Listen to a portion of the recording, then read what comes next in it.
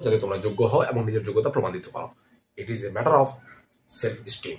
Adieu, the fancy cannot cheat so well, as she is famed to do deceiving elf. প্রসঙ্গ 2016 26,000 pause 20,000 plus চাকরি বাতিল মামলা প্রসঙ্গ এবং সুপ্রিম কোর্টের ফাইনাল ভার্ডিক্ট। অ্যাডিউ, তোমরা যারা মনে করছো যে এই প্রসিডিংটা চলতেই থাকবে, কারো কিছু হবে না, তারা ফ্যান্সিতে ছিলে, এবং ফ্যান্সি বেশি দিন স্থায়ী থাকে না।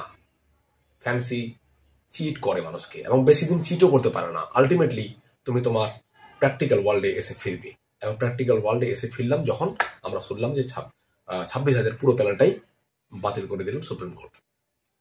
এই প্রসঙ্গে আমার আরেকটা কোট মনে পড়ছে, বিখ্যাত ঔপন্যাসিক Charles Dickens, it was the best of Times, it was the worst of times, it was the age of wisdom, it was the age of foolishness, it was the epoch of belief, it was the epoch of incredulity, it was the season of light, it was the season of darkness, and it was the spring of hope, it was the winter of despair.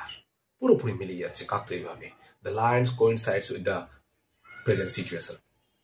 এবং যারা মনে করছিলে যে warm days will never cease, ওট্টো অটামের মতো, বীজদের মতো, মৌমাছিদের মতো, until they think that the warm days will never cease, যারা ভাবছিলে যে প্রসেস সেটা কোনোদিন বন্ধ হবে না আমাদের, বা এই যে একটা বেনজলের মাধ্যমে ঢুকে যাওয়ার প্রসেস সেটা কোনোদিন বন্ধ হবে না, তোমরা মৌমাছিদের মতোই তোমরা মনে করছো যে সামার ডেজ কোনোদিন শেষ হবে না, এবং তোমার লেট ফ্লাওয়ার গুলো এখনো ফুলবে, এবং তোমাদের ক্লাইমিসেল গুলো ওভার ফ্লোড হয়ে যাবে। বাস্তবিকভাবে আমরা বাস্তবে ফিরে আসলাম এবং দেখলাম যে 26,000 চাকরি চলে গেল। তার মধ্যে যোগ্য অযোগ্য বলাটা এখন অপ্রাসঙ্গিক হয়ে গেল, কেননা যোগ্য অযোগ্য সেগ্রিগেশন করার যাদের উপর দায়িত্ব ন্যস্ত ছিল এতদিন ধরে, তারা সেভাবে দায়িত্ব পালন করেনি। 11th আওয়ারে, 11th তো না, 11:30 ঘন্টায় এসে তারা সাবমিশন দিচ্ছে, এবং সাবমিশনে এটা বলছে,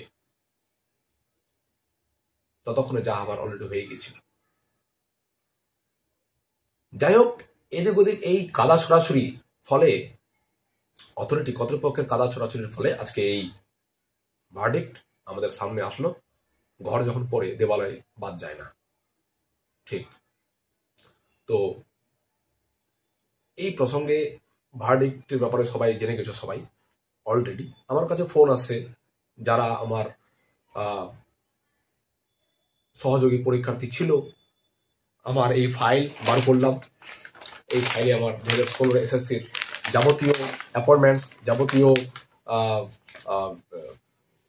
পেপারস আছে এখানে, ঠিক আছে, কবে কাউন্সেলিংয়ে হয়েছিল, কবে কাউন্সেলিং গিয়েছিলাম, এবং কিভাবে আমাকেও বঞ্চিত করে রাখা হয়েছিল। তো কোনো না কোনোভাবে আমি ওই কেসের সঙ্গে অ্যাসোসিয়েটেড আছি, এবং তারা এখন ফোন করছে যে আমি আবার ব্যাচ শুরু করবো কিনা। মানে এই 3 মাসের যে একটা তাদের সময় দিয়েছে, সেই 3 মাসের মধ্যে তাদের যে একবার রিক্রুটমেন্ট হবে, তাদের প্রিপারেশনের জায়গায় ফিরে আসতে হবে, পড়াশোনা করতে হবে, তো তাদেরকে 3 মাসের তাদেরকে পড়াশোনার উপযুক্ত বা পরীক্ষার উপযুক্ত তাদেরকে বানিয়ে দিতে হবে। অবশ্যই আমি তাদেরকে সাথ দিব, অবশ্যই তাদের আমি যারা যোগ্য তাদের আমি সাথে আছি, তাদের ছিলাম এবং তাদের থাকবো আমি সাথে। তোমাদের জন্য 3 মাসের জন্য ফ্রি অফ কস্ট তোমাদের পড়াশোনা আমার তরফ থেকে, যাতে তোমরা চাকরিটা পাও এবং জেনুইন ওয়েতে, অবশ্যই আমি সাথ দিব তোমাদেরকে। এই তো গেল চাকরির ব্যাপার। এবার চলে আসি কোর্টের যে ভার্ডিক্ট, সেটাতে কি বলা যায়। দেখো, কোর্ট বিরক্ত হয়ে এরকম ভার্ডিক্ট শুনিয়েছে। তোমরা যদি ভার্ডিক্টটা পুরো পেজগুলো পড়ো না, তাহলে তোমরা বুঝতে পারবে। কোর্ট এখানে ডিভিশন বেঞ্চের ভার্ডিক্টগুলো কোর্ট আনকোট করেছে, বিভিন্ন রেফারেন্স দিয়েছে, বিভিন্ন কেসের রেফারেন্স দিয়েছে। কোর্ট এখানে বারবার জানতে চাইছে যে সেগ্রিগেশন কিভাবে সম্ভব কিনা, চাল থেকে কাপড় আলাদা করা যায় কিনা, কিন্তু কর্তৃপক্ষ এতে সেরকম সিরিয়াসনেস দেখায়নি, এবং একে অপরের কাদা ছোড়াছড়িতেই মত্ত ছিল। ফলস্বরূপ আমাদের হাতে কাছে কনক্লুশনটাই হচ্ছে মেইন। আগের সমস্ত এক থেকে যে মানে 44 পর্যন্ত সবগুলোই কিন্তু তোমার এসএসসির রুলস, তোমার যে আগের ডিভিশন বেঞ্চের যে প্রসিডিংস, বিভিন্ন কোর্টের যে রেফারেন্স, ঠিক আছে, সেগুলোই এখানে দিয়েছে। এবং নাইসা, পঙ্কজ বানসাল, ওএমআর, এগুলো সমস্ত ব্যাপারে বিস্তারিত দিয়েছে, যা আগের ভার্ডিক্ট, ডিভিশন বেঞ্চের ভার্ডিক্টেরই কথাগুলো তুলে ধরেছে। এবার বারবার 31 নম্বর পয়েন্টে রুল 21 এর কথা বলেছে, যে রুল 21 অনুযায়ী এসএসসি ওএমআর গুলো ধ্বংস করেছে। কিন্তু সেখানে আবার বলেছে যে যে এটা তো মানে কন্ট্রাডিক্টরি। রুল 21 অনুযায়ী এসএসসি ওএমআর ধ্বংস করেছে, 1 বছরের মধ্যে ধ্বংস করতে হবে, কিন্তু এসএসসি তো 3-4 বছর ধরেই অ্যাপয়েন্টমেন্ট দিচ্ছিল, 3-4 বছর ধরে ফেজ ওয়াইজ অ্যাপয়েন্টমেন্ট দিচ্ছিল। তাহলে যেখানে 3-4 বছর ধরে ফেজ ওয়াইজ অ্যাপয়েন্টমেন্ট দিচ্ছিল, সেখানে 1 বছরে কি করে ধ্বংস হয়? তাহলে তো রুলসটাই তো কন্ট্রাডিক্টরি। এবং এই কন্ট্রাডিক্টরি রুলসের এগেনস্টে তো এসএসসি নিজেই গিয়েছিল। যখন রুলসে এরকম বলা নেই যে 1 বছরের মধ্যেই আবার আমাদের চতুর্থ, পঞ্চম, ষষ্ঠম এরকম ফেজ হবে। তো রুলসে যেহেতু বলা নেই এবং এইরকম ফেজ হয়েছে, তো রুলসটা তো, তাহলে তো রুলসের অ্যাপ্লিকেবিলিটি কোথায় থাকলো? এটাই কোর্ট তুলে ধরেছে এখানে 31 নম্বর পয়েন্টে। আমি প্রিসাইজলি বলছি, খালি স্কুইজটা, ঠিক আছে। এবার কনক্লুশন 45-এ বলেছে নন ইন্টারফারেন্স। ডিভিশন বেঞ্চ যেটা রায় দিয়েছে সুপ্রিম কোর্টের কাছে, সেটা গ্রহণযোগ্য মনে হয়েছে এবং নন ইন্টারফারেন্স একটা স্ট্যাটাস সুপ্রিম কোর্ট নিয়েছে। এসসি অর্ডারের উপর কোনো নন ইন্টারফারেন্স দেখাবে, tainted are proved and hence they are terminated. Salaries to be refundable as per the SC division bench order. আচ্ছা, 46 নম্বরে যেটা বলেছে not specifically found to be tainted, যারা ছিল not specifically found to be tainted, এবার তাদের ক্ষেত্রে বলা হচ্ছে they violate আর্টিকেল 14 এবং 16, তাদের অ্যাপয়েন্টমেন্টগুলো আর্টিকেল 14 এবং 16-তে ভায়োলেট করেছে ওই জন্য, এবং তারা specifically found to be tainted, not specifically, তারা এখনো কিন্তু টেন্টেড হিসেবে প্রমাণিত হয়নি। কেন?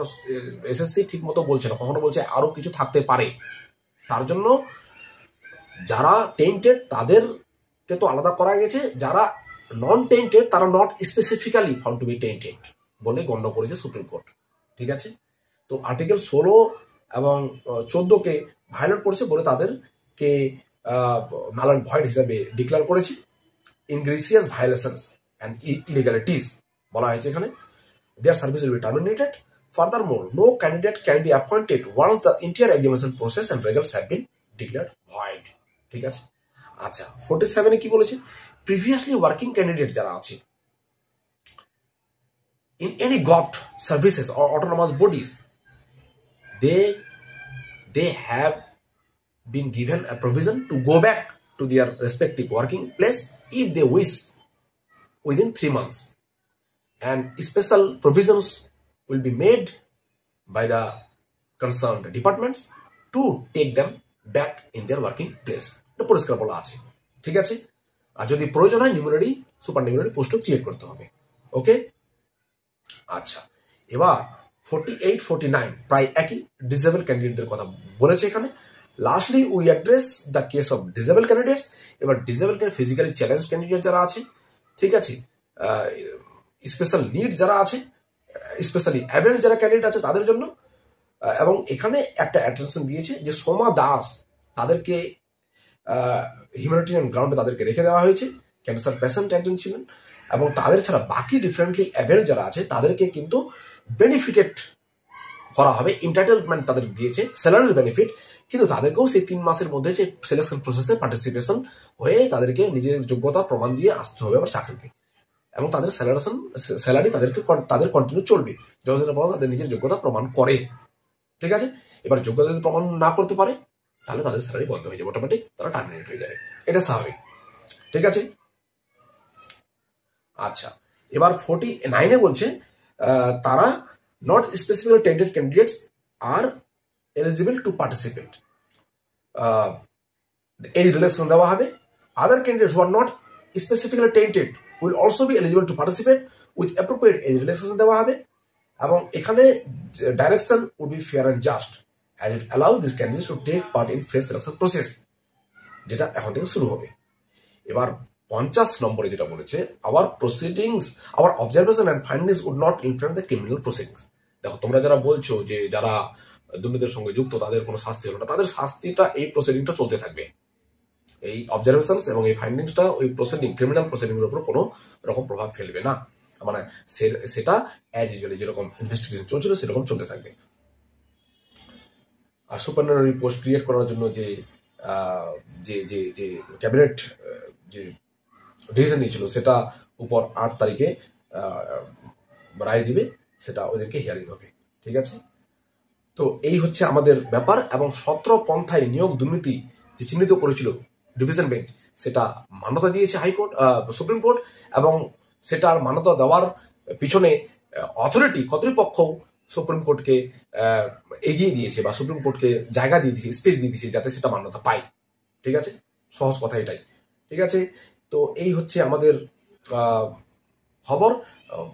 আসার কথা হচ্ছে বা একটা আসার আলো হচ্ছে যে আমাদের মাননীয়া প্রেস কনফারেন্স করে তার বক্তব্য পেশ করেছেন। তিনি যারা যোগ্য প্রার্থী তাদের সঙ্গে আছেন এবং সুপ্রিম কোর্ট অনুযায়ী, সুপ্রিম কোর্টের যে রায়দান, যে ডাইরেকশন, সেই অনুযায়ী তিনি 2-3 মাসের মধ্যে পুরো প্রসেসটা সম্পন্ন করবেন। তো এই হচ্ছে ব্যাপার। আমি English teacher, participant of 2016 SSC, appointed candidates but not joint candidate, তোমরা যারা 3 মাসের জন্য আমার কাছে গাইড নিতে যাচ্ছ ফ্রি অফ কস্ট, আমি তোমাদেরকে গাইড করবো যাতে তোমরা যোগ্য হও এবং নিজের যোগ্যতা প্রমাণ দিতে পারো। It is a matter of self esteem. Thank you.